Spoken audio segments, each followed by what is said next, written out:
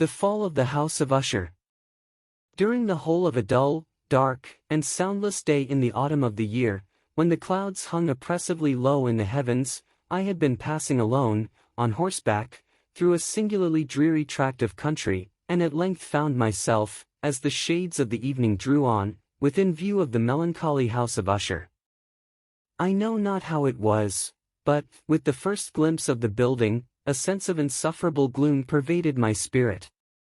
I say insufferable, for the feeling was unrelieved by any of that half-pleasurable, because poetic, sentiment with which the mind usually receives even the sternest natural images of the desolate or terrible. I looked upon the scene before me, upon the mere house, and the simple landscape features of the domain, upon the bleak walls, upon the vacant eye-like windows, upon a few rank sedges, and upon a few white trunks of decayed trees, with an utter depression of soul which I can compare to no earthly sensation more properly than to the after-dream of the reveller upon opium, the bitter lapse into everyday life, the hideous dropping off of the veil. There was an iciness, a sinking, a sickening of the heart, an unredeemed dreariness of thought which no goading of the imagination could torture into aught of the sublime.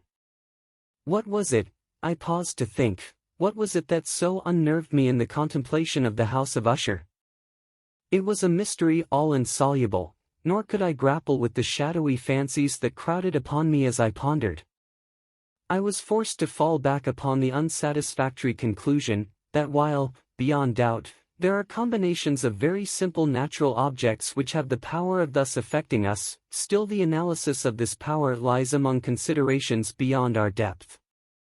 It was possible, I reflected, that a mere different arrangement of the particulars of the scene, of the details of the picture, would be sufficient to modify, or perhaps to annihilate its capacity for sorrowful impression, and, acting upon this idea, I reined my horse to the precipitous brink of a black and lurid tarn that lay in unruffled luster by the dwelling, and gazed down, but with a shudder even more thrilling than before, upon the remodelled and inverted images of the grey sedge, and the ghastly tree stems, and the vacant and eye-like windows.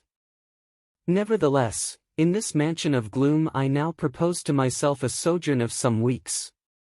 Its proprietor, Roderick Usher, had been one of my boon companions in boyhood, but many years had elapsed since our last meeting. A letter, however, had lately reached me in a distant part of the country, a letter from him, which, in its wildly importunate nature, had admitted of no other than a personal reply.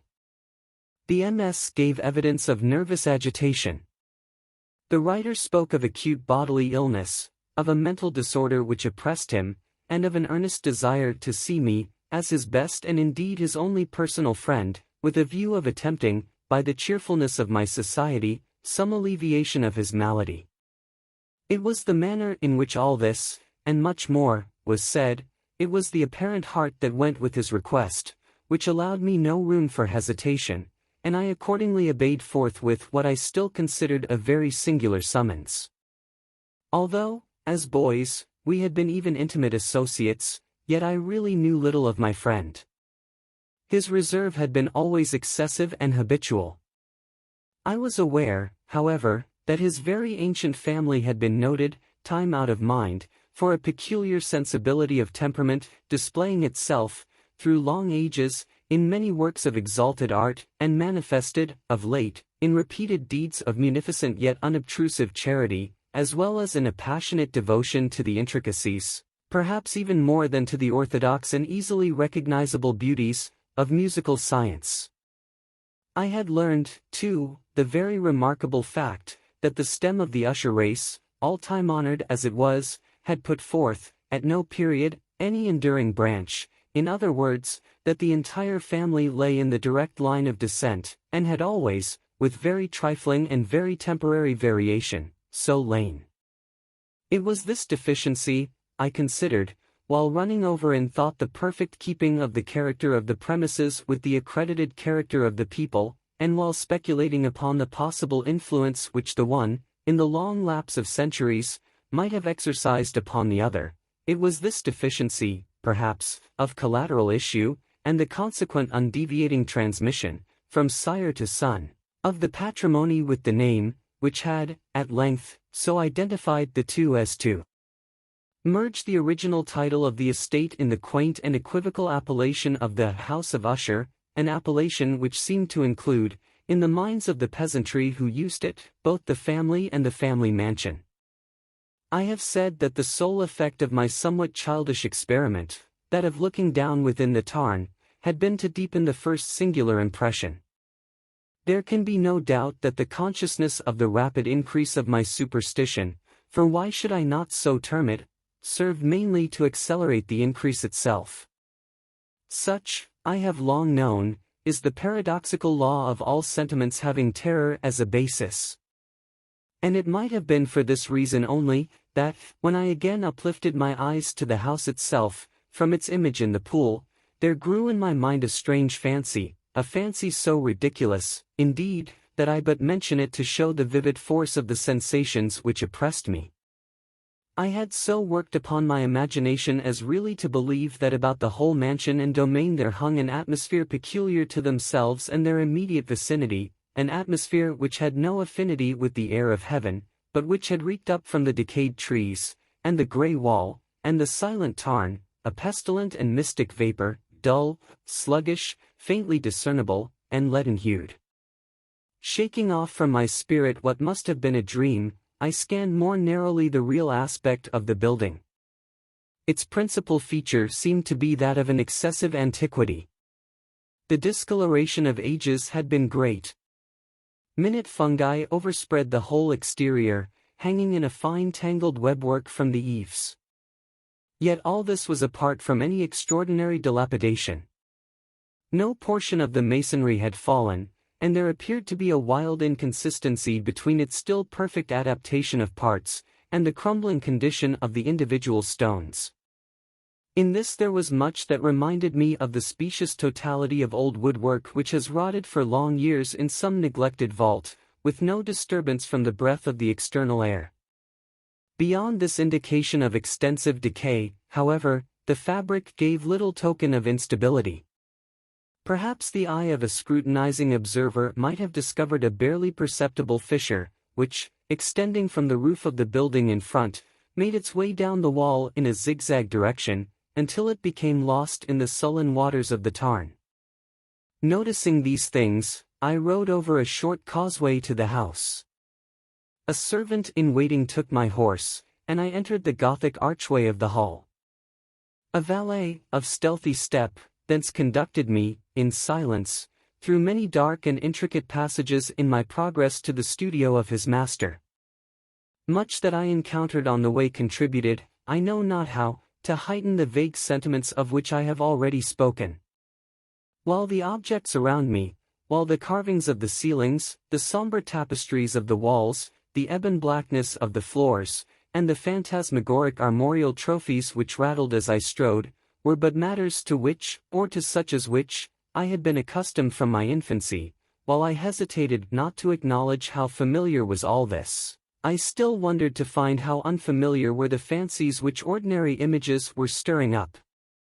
On one of the staircases, I met the physician of the family. His countenance, I thought, wore a mingled expression of low cunning and perplexity. He accosted me with trepidation and passed on. The valet now threw open a door and ushered me into the presence of his master. The room in which I found myself was very large and lofty.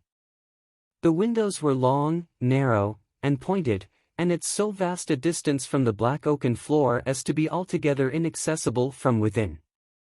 Feeble gleams of encrimsoned light made their way through the trellised panes, and served to render sufficiently distinct the more prominent objects around. The eye, however, struggled in vain to reach the remoter angles of the chamber, or the recesses of the vaulted and fretted ceiling. Dark draperies hung upon the walls. The general furniture was profuse, comfortless, antique, and tattered. Many books and musical instruments lay scattered about, but failed to give any vitality to the scene. I felt that I breathed an atmosphere of sorrow. An air of stern, deep, and irredeemable gloom hung over and pervaded all. Upon my entrance, Usher arose from a sofa on which he had been lying at full length, and greeted me with a vivacious warmth which had much in it, I at first thought, of an overdone cordiality, of the constrained effort of the ennuyé man of the world. A glance, however, at his countenance convinced me of his perfect sincerity. We sat down, and for some moments, while he spoke not, I gazed upon him with a feeling half of pity, half of awe. Surely, man had never before so terribly altered, in so brief a period, as had Roderick Usher. It was with difficulty that I could bring myself to admit the identity of the one being before me with the companion of my early boyhood. Yet the character of his face had been at all times remarkable. A cadaverousness of complexion, an eye large, liquid, and luminous beyond comparison, lips somewhat thin and very pallid but of a surpassingly beautiful curve, a nose of a delicate Hebrew model, but with a breadth of nostril unusual in similar formations, a finely molded chin, speaking, in its want of prominence, of a want of moral energy, hair of a more than web-like softness and tenuity, these features, with an inordinate expansion above the regions of the temple, made up altogether a countenance not easily to be forgotten. And now in the mere exaggeration of the prevailing character of these features, and of the expression they were wont to convey, lay so much of change that I doubted to whom I spoke. The now ghastly pallor of the skin, and the now miraculous luster of the eye, above all things startled and even awed me. The silken hair, too, had been suffered to grow all unheeded, and as, in its wild gossamer texture, it floated rather than fell about the face, I could not, even with effort, connect its arabesque expression with any idea of simple humanity. In the manner of my friend I was at once struck with an incoherence, an inconsistency, and I soon found this to arise from a series of feeble and futile struggles to overcome an habitual trepidancy, an excessive nervous agitation.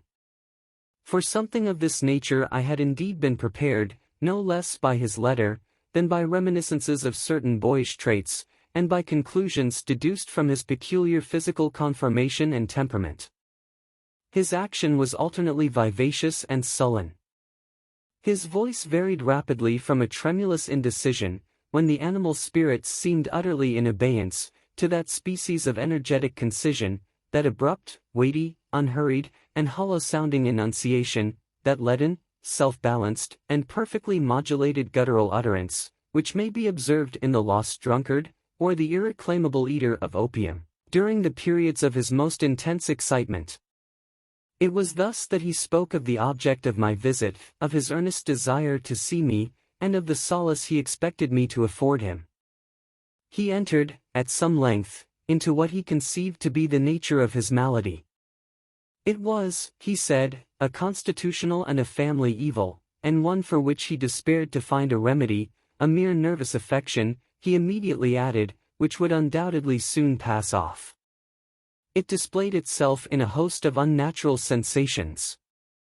Some of these, as he detailed them, interested and bewildered me, although, perhaps, the terms and the general manner of their narration had their weight. He suffered much from a morbid acuteness of the senses, the most insipid food was alone endurable, he could wear only garments of certain texture, the odors of all flowers were oppressive, his eyes were tortured by even a faint light, and there were but peculiar sounds, and these from stringed instruments, which did not inspire him with horror. To an anomalous species of terror I found him a bounden slave. "I shall perish," said he, "I must perish in this deplorable folly. Thus, and not otherwise, shall I be lost. I dread the events of the future, not in themselves, but in their results. I shudder at the thought of any, even the most trivial, incident, which may operate upon this intolerable agitation of soul. I have, indeed, no abhorrence of danger, except in its absolute effect, in terror. In this unnerved, in this pitiable, condition I feel that the period will sooner or later arrive when I must abandon life and reason together, in some struggle with the grim phantasm, fear." I learned, moreover, at intervals, and through broken and equivocal hints, another singular feature of his mental condition. He was enchained by certain superstitious impressions in regard to the dwelling which he tenanted, and whence, for many years, he had never ventured forth, in regard to an influence whose supposititious force was conveyed in terms too shadowy here to be restated, an influence which some peculiarities in the mere form and substance of his family mansion had, by dint of long sufferance, he said, obtained over his spirit, an effect which the physique of the grey walls and turrets, and of the dim tarn, into which they all looked down, had, at length, brought about upon the morale of his existence. He admitted, however, although with hesitation, that much of the peculiar gloom which thus afflicted him could be traced to a more natural and far more palpable origin, to the severe and long-continued illness, indeed to the evidently approaching dissolution, of a tenderly beloved sister, his sole companion for long years, his last and only relative on earth. Her decease, he said, with a bitterness which I can never forget, would leave him, the hopeless and the frail, the last of the ancient race of the Ushers. While he spoke, the Lady Madeline, for so was she called, passed through a remote portion of the apartment, and, without having noticed my presence, disappeared. I regarded her with an utter astonishment not unmingled with dread, and yet I found it impossible to account for such feelings. A sensation of stupor oppressed me as my eyes followed her retreating steps. When a door, at length, closed upon her, my glance sought instinctively and eagerly the countenance of the brother, but he had buried his face in his hands, and I could only perceive that a far more than ordinary wanness had overspread the emaciated fingers through which trickled many passionate tears. The disease of the Lady Madeline had long baffled the skill of her physicians. A settled apathy, a gradual wasting away of the person, and frequent although transient affections of a partially cataleptical character were the unusual diagnosis. Hitherto she had steadily borne up against the pressure of her malady, and had not bade ken herself finally to bed, but on the closing in of the evening of my arrival at the house, she succumbed, as her brother told me at night with inexpressible agitation, to the prostrating power of the destroyer, and I learned that the glimpse I had obtained of her person would thus probably be the last I should obtain, that the lady, at least while living, would be seen by me no more. For several days ensuing, her name was unmentioned by either Usher or myself, and during this period I was busied in earnest endeavors to alleviate the melancholy of my friend.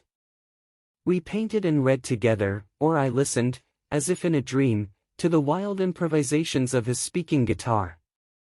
And thus, as a closer and still closer intimacy admitted me more unreservedly into the recesses of his spirit, the more bitterly did I perceive the futility of all attempt at cheering a mind from which darkness, as if an inherent positive quality, poured forth upon all objects of the moral and physical universe in one unceasing radiation of gloom.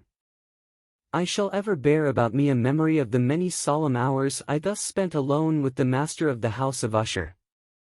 Yet I should fail in any attempt to convey an idea of the exact character of the studies, or of the occupations, in which he involved me, or led me the way. An excited and highly distempered ideality threw a sulphureous luster over all. His long improvised dirges will ring forever in my ears.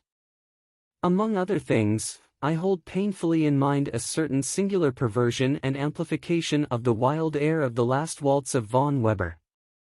From the paintings over which his elaborate fancy brooded, and which grew, touch by touch, into vaguenesses at which I shuddered the more thrillingly, because I shuddered knowing not why, from these paintings, vivid as their images now are before me, I would in vain endeavor to adduce more than a small portion which should lie within the compass of merely written words. By the utter simplicity, by the nakedness of his designs, he arrested and overawed attention. If ever mortal painted an idea, that mortal was Roderick Usher. For me at least, in the circumstances then surrounding me, there arose out of the pure abstractions which the hypochondriac contrived to throw upon his canvas, an intensity of intolerable awe, no shadow of which felt I ever yet in the contemplation of the certainly glowing yet too concrete reveries of Fuseli. One of the phantasmagoric conceptions of my friend, partaking not so rigidly of the spirit of abstraction, may be shadowed forth, although feebly, in words. A small picture presented the interior of an immensely long and rectangular vault or tunnel, with low walls, smooth, white, and without interruption or device.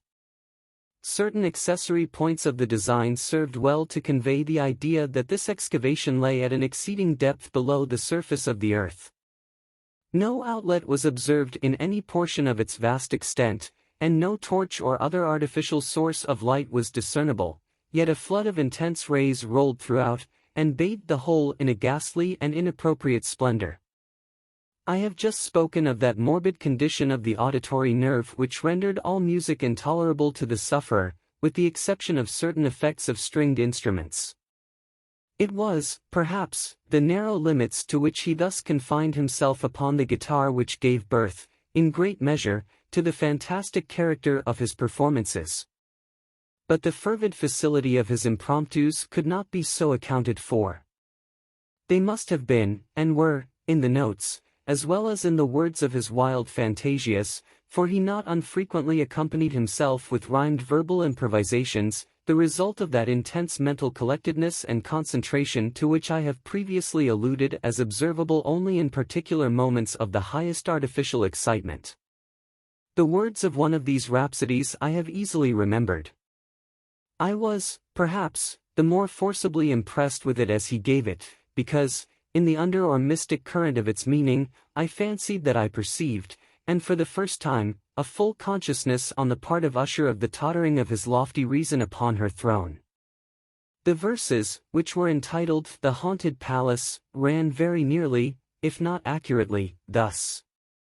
One in the greenest of our valleys, by good angels tenanted, once a fair and stately palace, radiant palace, reared its head. In the monarch thought's dominion, it stood there. Never seraph spread a pinion over fabric half so fair. Two banners yellow, glorious, golden, on its roof did float and flow. This, all this, was in the olden time long ago, and every gentle air that dallied, in that sweet day, along the ramparts plumed and pallid, a winged odor went away. 3 wanderers in that happy valley through 2 luminous windows saw spirits moving musically to a lute's well-tuned law, round about a throne, where sitting, Porphyrogene. In state his glory well befitting, the ruler of the realm was seen. For and all with pearl and ruby glowing was the fair palace door, through which came flowing, flowing, flowing and sparkling evermore, a troop of echoes whose sweet duty was but to sing, in voices of surpassing beauty, the wit and wisdom of their king. 5 but evil things, in robes of sorrow, assailed the monarch's high estate. Let us mourn, for never morrow shall dawn upon him, desolate. And, round about his home, the glory that blushed and bloomed is but a dim-remembered story of the old time entombed. 6 and travelers are now within that valley, through the red-litten windows see vast forms that move fantastically to a discordant melody, while, like a rapid ghastly river, through the pale door, a hideous throng rush out forever and laugh, but smile no more. I well remember that suggestions arising from this ballad led us into a train of thought wherein there became manifest an opinion of Usher's which I mention not so much on account of its novelty, for other men one have thought thus, as on account of the pertinacity with which he maintained it. This opinion, in its general form, was that of the sentience of all vegetable things. But, in his disordered fancy, the idea had assumed a more daring character, and trespassed, under certain conditions, upon the kingdom of inorganization. I lack words to express the full extent, or the earnest abandon of his persuasion. The belief, however, was connected, as I have previously hinted, with the grey stones of the home of his forefathers. The conditions of the sentience had been here, he imagined, fulfilled in the method of collocation of these stones, in the order of their arrangement, as well as in that of the many fungi which overspread them, and of the decayed trees which stood around, above all, in the long undisturbed endurance of this arrangement, and in its reduplication in the still waters of the tarn. Its evidence, the evidence of the sentience, was to be seen, he said, and I here started as he spoke, in the gradual yet certain condensation of an atmosphere of their own about the waters and the walls. The result was discoverable, he added, in that silent yet importunate and terrible influence which for centuries had molded the destinies of his family, and which made him what I now saw him, what he was. Such opinions need no comment, and I will make none. Our books, the books which, for years, had formed no small portion of the mental existence of the invalid, were, as might be supposed, in strict keeping with this character of phantasm. We pored together over such works as the Ververt et Chartreuse of Gresset, the Belphegor of Machiavelli, the Heaven and Hell of Swedenborg, the Subterranean Voyage of Nicholas Klim of Hallberg, the Chiromancy of Robert Flood, of Jean d'Indigene, and of Della Chamber, the Journey into the Blue Distance of Tieck, and the City of the Sun of Campanella. One favorite volume was a small octavo edition of the Directorium Inquisitorium, by the Dominican Aymeric de Giron, and there were passages in Pomponius Mela, about the old African satyrs and Egipans, over which Usher would sit dreaming for hours.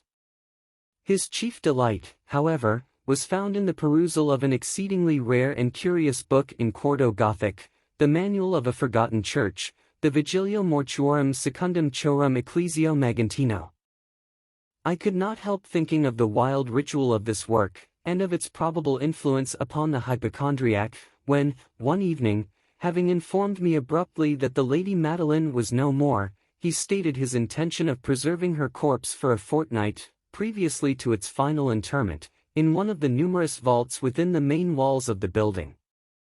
The worldly reason, however, assigned for this singular proceeding, was one which I did not feel at liberty to dispute. The brother had been led to his resolution, so he told me, by consideration of the unusual character of the malady of the deceased, of certain obtrusive and eager inquiries on the part of her medical men, and of the remote and exposed situation of the burial ground of the family. I will not deny that when I called to mind the sinister countenance of the person whom I met upon the staircase, on the day of my arrival at the house, I had no desire to oppose what I regarded as at best but a harmless and by no means an unnatural precaution. At the request of Usher, I personally aided him in the arrangements for the temporary entombment. The body having been encoffined, we two alone bore it to its rest. The vault in which we placed it, and which had been so long unopened that our torches, half smothered in its oppressive atmosphere, gave us little opportunity for investigation, was small, damp, and entirely without means of admission for light, lying, at great depth, immediately beneath that portion of the building in which was my own sleeping apartment. It had been used, apparently, in remote feudal times, for the worst purposes of a donjon keep, and, in later days, as a place of deposit for powder, or some other highly combustible substance, as a portion of its floor, and the whole interior of a long archway through which we reached it, were carefully sheathed with copper. The door, of massive iron, had been, also, similarly protected. Its immense weight caused an unusually sharp, grating sound, as it moved upon its hinges. Having deposited our mournful burden upon trestles within this region of horror, we partially turned aside the yet unscrewed lid of the coffin, and looked upon the face of the tenant. A striking similitude between the brother and sister now first arrested my attention, and Usher, divining, perhaps, my thoughts, murmured out some few words from which I learned that the deceased and himself had been twins, and that sympathies of a scarcely intelligible nature had always existed between them. Our glances, however, rested not long upon the dead, for we could not regard her unawed. The disease which had thus entombed the lady in the maturity of youth, had left, as usual in all maladies of a strictly cataleptical character, the mockery of a faint blush upon the bosom and the face, and that suspiciously lingering smile upon the lip which is so terrible in death. We replaced and screwed down the lid, and, having secured the door of iron, made our way, with toil, into the scarcely less gloomy apartments of the upper portion of the house.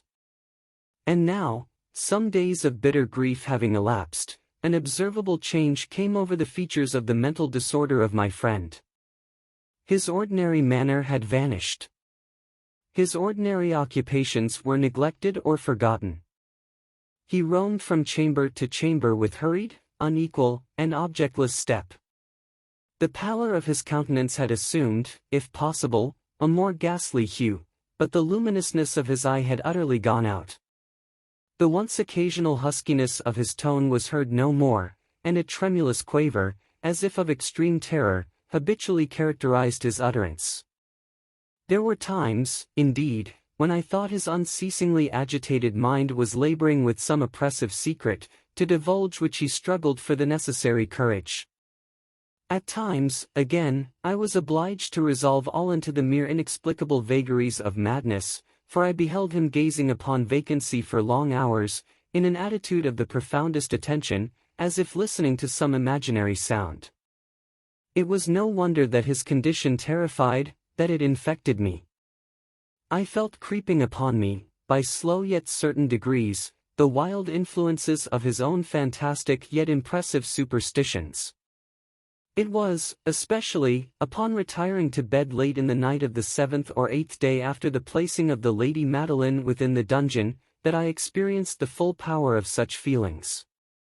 Sleep came not near my couch, while the hours waned and waned away. I struggled to reason off the nervousness which had dominion over me. I endeavored to believe that much, if not all of what I felt, was due to the bewildering influence of the gloomy furniture of the room, of the dark and tattered draperies, which, tortured into motion by the breath of a rising tempest, swayed fitfully to and fro upon the walls, and rustled uneasily about the decorations of the bed. But my efforts were fruitless. An irrepressible tremor gradually pervaded my frame, and, at length, there sat upon my very heart an incubus of utterly causeless alarm. Shaking this off with a gasp and a struggle, I uplifted myself upon the pillows, and, peering earnestly within the intense darkness of the chamber, hearkened, I know not why, except that an instinctive spirit prompted me, to certain low and indefinite sounds which came, through the pauses of the storm, at long intervals, I knew not whence. Overpowered by an intense sentiment of horror, unaccountable yet unendurable, I threw on my clothes with haste, for I felt that I should sleep no more during the night, and endeavored to arouse myself from the pitiable condition into which I had fallen, by pacing rapidly to and fro through the apartment. I had taken but few turns in this manner, when a light step on an adjoining staircase arrested my attention. I presently recognized it as that of Usher. In an instant afterward he rapped, with a gentle touch, at my door, and entered, bearing a lamp. His countenance was, as usual, cadaverously wan, but, moreover, there was a species of mad hilarity in his eyes, an evidently restrained hysteria in his whole demeanor. His air appalled me, but anything was preferable to the solitude which I had so long endured, and I even welcomed his presence as a relief. "And you have not seen it," he said abruptly, after having stared about him for some moments in silence, "you have not then seen it? But, stay. You shall." Thus speaking, and having carefully shaded his lamp, he hurried to one of the casements, and threw it freely open to the storm. The impetuous fury of the entering gust nearly lifted us from our feet.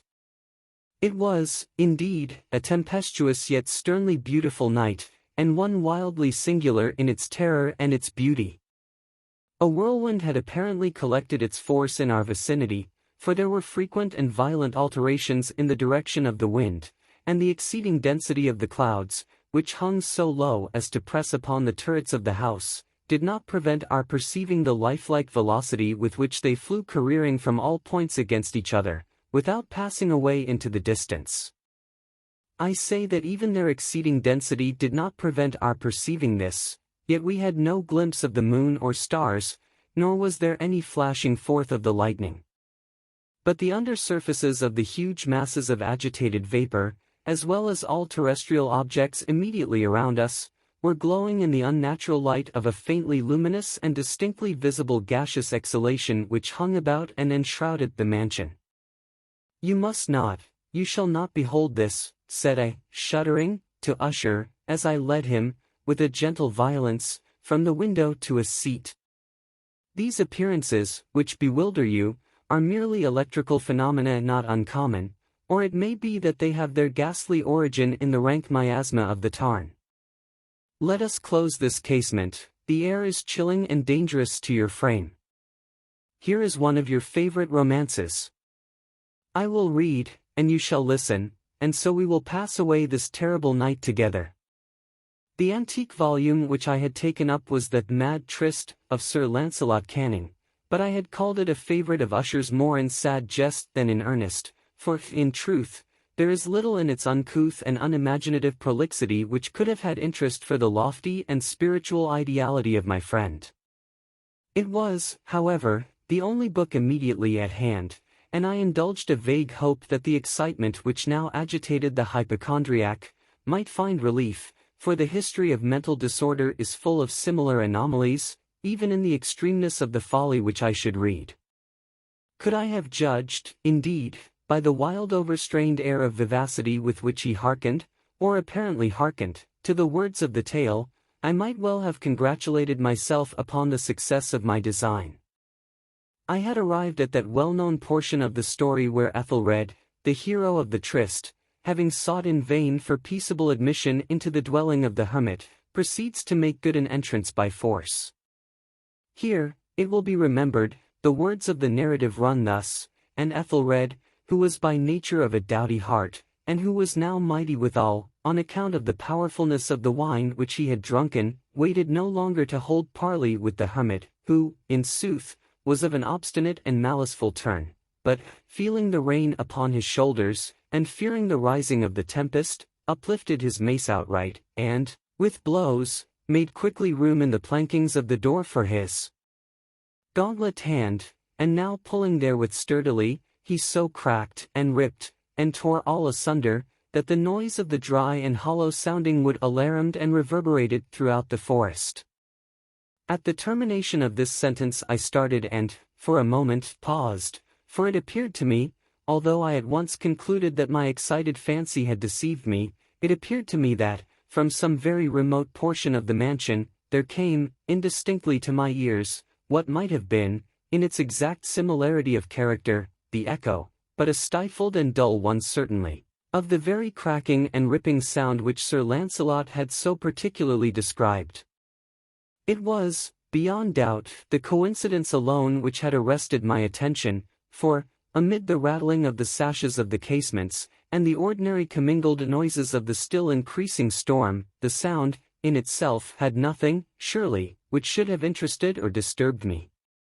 I continued the story, but the good champion Ethelred, now entering within the door, was sore enraged and amazed to perceive no signal of the maliceful hermit, but, in the stead thereof, a dragon of a scaly and prodigious demeanour, and of a fiery tongue, which sate in guard before a palace of gold, with a floor of silver, and upon the wall there hung a shield of shining brass with this legend enwritten, Who entereth herein, a conqueror hath been, who slayeth the dragon, the shield he shall win.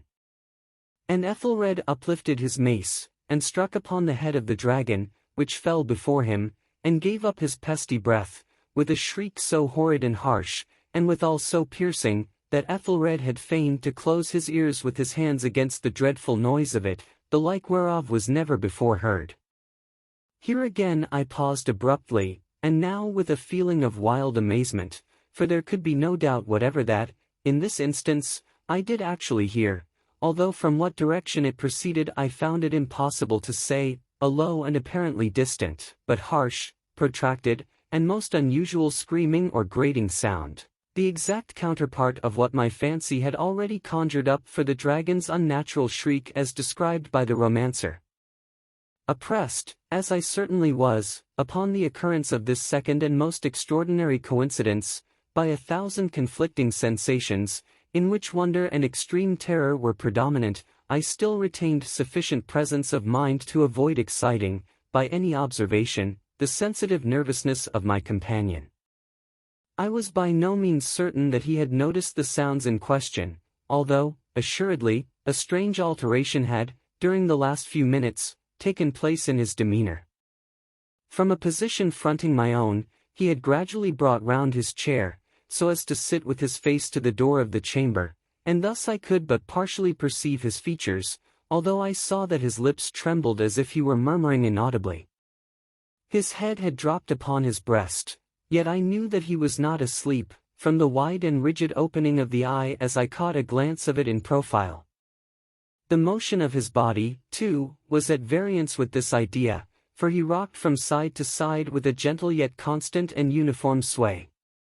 Having rapidly taken notice of all this, I resumed the narrative of Sir Lancelot, which thus proceeded, and now, the champion, having escaped from the terrible fury of the dragon, bethinking himself of the brazen shield, and of the breaking up of the enchantment which was upon it, removed the carcass from out of the way before him, and approached valorously over the silver pavement of the castle to where the shield was upon the wall, which in sooth tarried not for his full coming, but fell down at his feet upon the silver floor, with a mighty great and terrible ringing sound. No sooner had these syllables passed my lips, than, as if a shield of brass had indeed, at the moment, fallen heavily upon a floor of silver, I became aware of a distinct, hollow, metallic, and clangorous, yet apparently muffled, reverberation. Completely unnerved, I leaped to my feet, but the measured rocking movement of Usher was undisturbed. I rushed to the chair in which he sat. His eyes were bent fixedly before him, and throughout his whole countenance there reigned a stony rigidity. But, as I placed my hand upon his shoulder, there came a strong shudder over his whole person, a sickly smile quivered about his lips, and I saw that he spoke in a low, hurried, and gibbering murmur, as if unconscious of my presence. Bending closely over him, I at length drank in the hideous import of his words. Now hear it? Yes, I hear it, and have heard it. Long, many minutes, many hours, many days, have I heard it, yet I dared not, oh, pity me, miserable wretch that I am, I dared not speak. We have put her living in the tomb. Said I not that my senses were acute? I now tell you that I heard her first feeble movements in the hollow coffin. I heard them, many days ago, yet I dared not speak.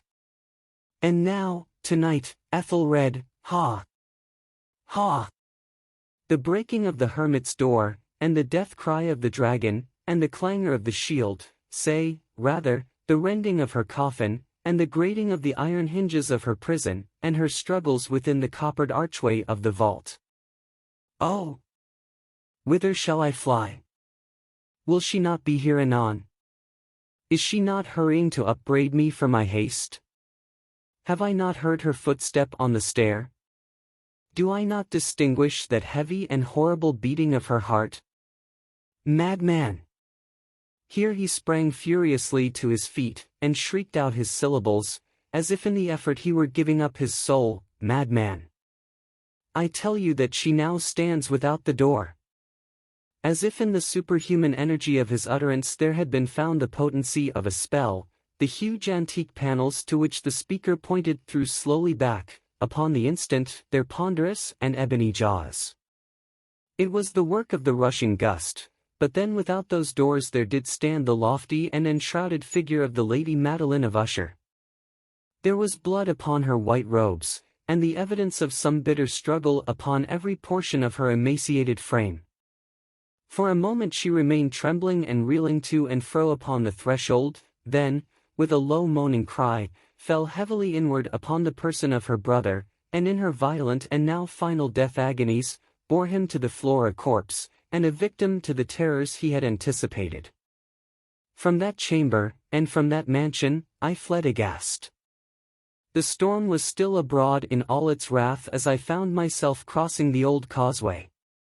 Suddenly there shot along the path a wild light, and I turned to see whence a gleam so unusual could have issued, for the vast house and its shadows were alone behind me.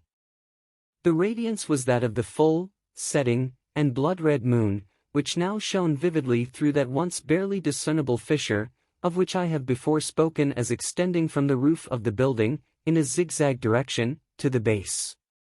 While I gazed, this fissure rapidly widened, there came a fierce breath of the whirlwind, the entire orb of the satellite burst at once upon my sight, My brain reeled as I saw the mighty walls rushing asunder.